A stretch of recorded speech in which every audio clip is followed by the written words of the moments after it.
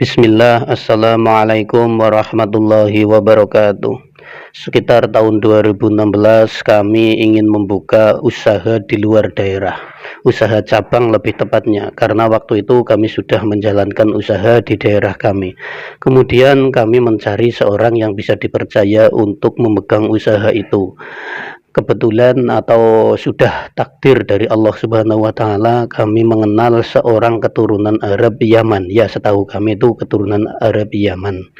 Kemudian kami mempercayai beliau keturunan Arab Yaman ini untuk memegang usaha dengan memberikan sepenuhnya dari permodalan hingga keilmuan, transfer ilmu, bukan hanya modal uang saja. Setelah berjalannya waktu sekitar 1 tahun kemudian, ternyata usaha tersebut gulung tikar. Karena apa? Karena modalnya habis digunakan oleh orang tersebut untuk kebutuhan pribadinya sendiri.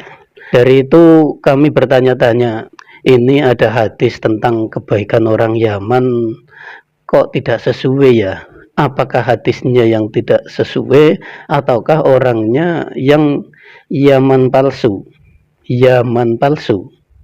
Iya, dalam diskursus masalah nasab ini membuka informasi yang luar biasa. Waktu itu saya tidak ingin mencari tahu lebih banyak karena khawatir nantinya berujung ke suatu yang membuat saya kurang beriman seperti itu. Sehingga saya itu menetapkan sesuatu yang iman saya aman, yaitu orang itu berarti Yaman palsu. Orang itu berarti Yaman yang dikecualikan dari hadis, karena di dalam hadis ahli Yaman itu sebaik-baiknya ahli bumi, begitu di dalam hadis ya. Kemudian setelah masalah polemik nasab ini terbuka lebar, ternyata ada pembahasan bahwa orang-orang Yaman yang bermigrasi ke Indonesia itu adalah orang Hadramaut.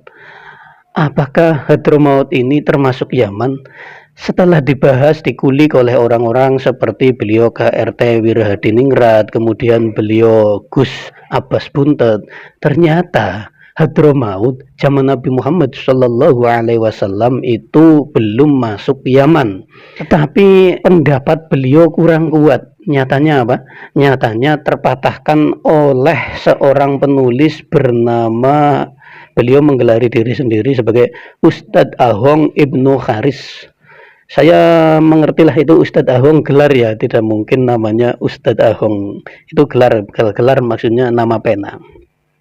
Di dalam tulisan beliau yang termuat di arena.id berjudul Benarkah Hadramaut bukan bagian dari Yaman pada masa Nabi? Ada tanda tanyanya itu. Beliau mematahkan kesimpulan dari Gus Abbas Buntet bahwa Hadramaut belum masuk Yaman sampai ke abad 19.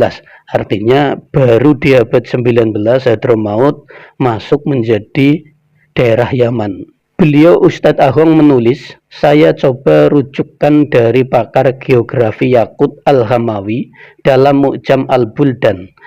Al-Hamawi sendiri adalah seorang geograf, ahli geografi yang wafat pada 626 Hijriah, 1228 Masehi. Jadi ia merupakan geograf abad 7 Hijriah atau 13 Masehi.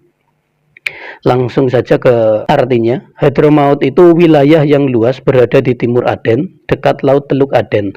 Di sekelilingnya terdapat banyak padang pasir yang dikenal dengan Al-Ahqaf. Di sini terdapat makam Nabi Hud alaihissalam, dekat dengan sumur Barhut sebagaimana telah dibahas. Hadramaut memiliki 2 kota, Tarim dan Sibam. Terdapat banyak benteng dan desa. Ibnu Al-Faqih berpendapat Hadramaut itu wilayah bagian dari Yaman yang di antara Hadramaut dan Teluk Aden terdapat banyak padang pasir. Jadi, ini masih tulisan Gus Ahong.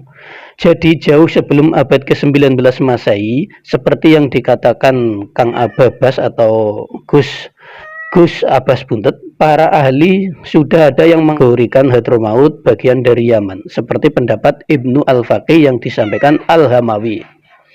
Siapa Ibnu Al-Faqih? Ia bernama lengkap Abu Abd Allah Ahmad bin Muhammad bin Ishaq Al-Hamazani, sejarawan dan geograf asal Persia yang wafat pada 365 Hijriah atau 975 Masehi.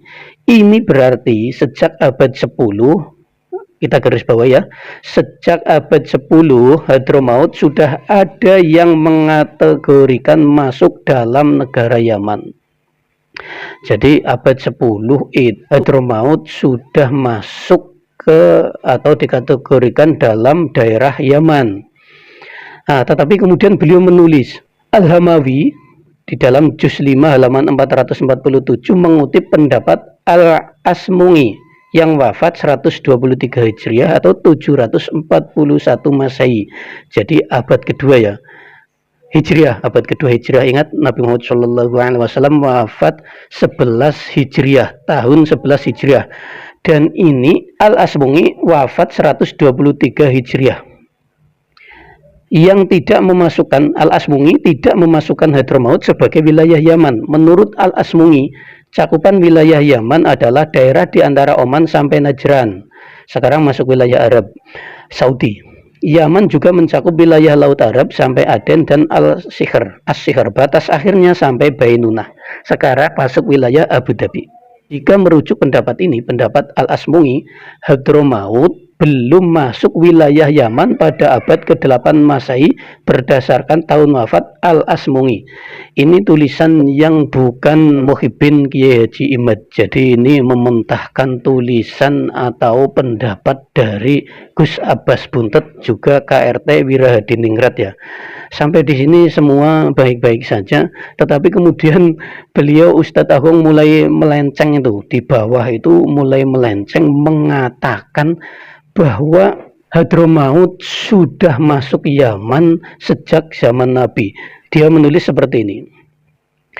Kedua, apa benar di zaman Nabi Hadramaut tidak termasuk dalam teritori Yaman? Nah, ini yang mulai mulai beliau menunjukkan bahwa dirinya itu pembela klan Ba'lawi.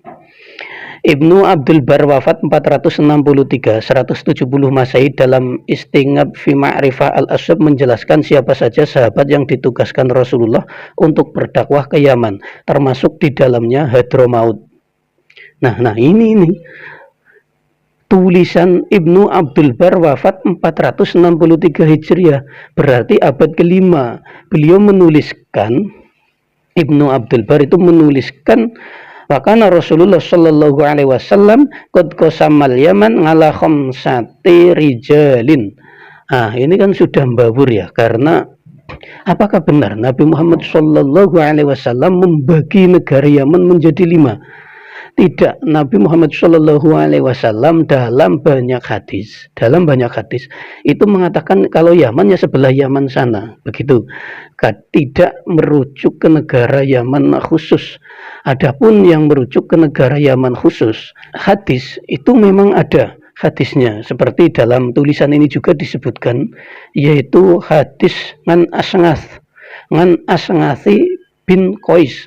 Di situ disebutkan, hadis ini menurut Al-Arnaud sahih ya, anna rajulan min Kindah wa rajulan min Hadramaut datang kepada Nabi Muhammad Shallallahu Alaihi Wasallam untuk mengadukan persengketaan tanah fi ardin minal Yamani, tanah yang ada di daerah Yaman.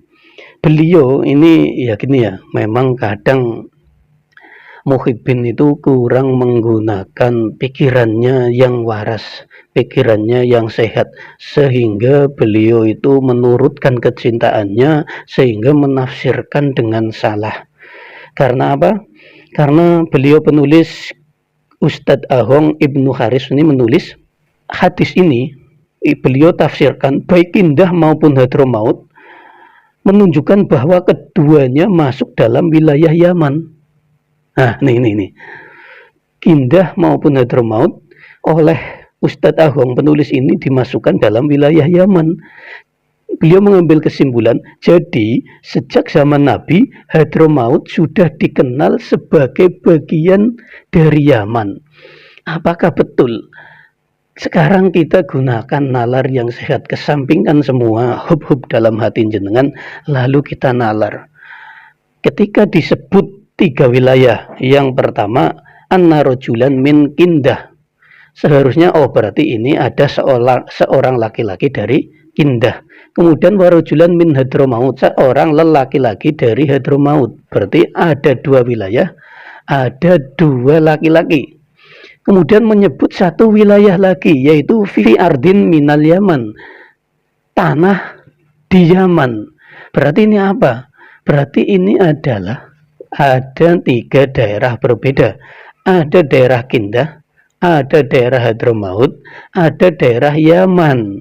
Dan sebelum Nabi Muhammad Shallallahu Alaihi Wasallam lahir, yaitu sekitar tahun 450 Masehi sampai 550 Masehi, itu ada kerajaan Kindah, ada daerah Mamluk atau kerajaan lah ya mudahnya, itu ada kerajaan Kindah. Di situ kita bisa cari di Google karena informasi sekarang itu sudah terbuka lebar. Kita gunakan Google.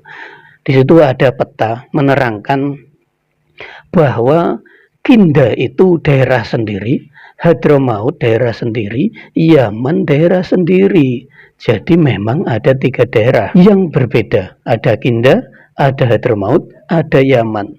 Jadi nalarnya bagaimana jika mengatakan Nabi Muhammad Shallallahu Alaihi Wasallam dalam hadis ini atau sahabat dalam hadis ini itu memasukkan Kindah dan Hadramaut ke dalam Yaman?